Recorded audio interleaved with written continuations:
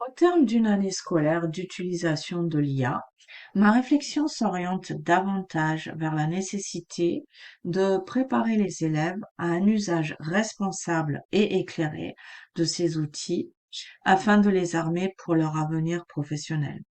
Cette question se pose particulièrement dans le cadre des tâches de production écrite, où le risque de voir l'IA se substituer au travail de l'élève reste important.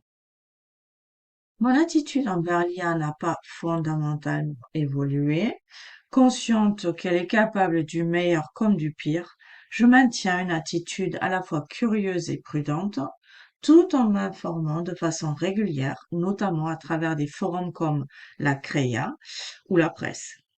Sur le plan éthique, je suis assez sélective. Je n'utilise pas ChatGPT, DeepSeek ou Grok pour des raisons largement connues et je privilégie autant que possible Mistral, l'IA entraînée avec nos valeurs européennes. Dans la préparation de mes cours, l'IA constitue un appui régulier, mais elle demeure un outil ponctuel en classe, dont l'usage n'a pas profondément modifié les interactions à l'intérieur du groupe. Grâce au travail thématique mené en classe sur l'IA, les élèves en font eux aussi un usage plutôt prudent et continuent de s'appuyer principalement sur le professeur. Les élèves les plus autonomes tirent pleinement profit de l'IA qu'ils utilisent pour renforcer leurs apprentissages. À l'inverse, les élèves moins autonomes ont davantage tendance à s'en servir pour déléguer les tâches de réflexion et de rédaction. Il me semble que l'IA a commencé à transformer les modalités d'apprentissage des élèves sans toutefois provoquer de bouleversements majeurs pour l'instant. Après un enthousiasme initial, j'observe désormais un regard plus critique sur son utilisation.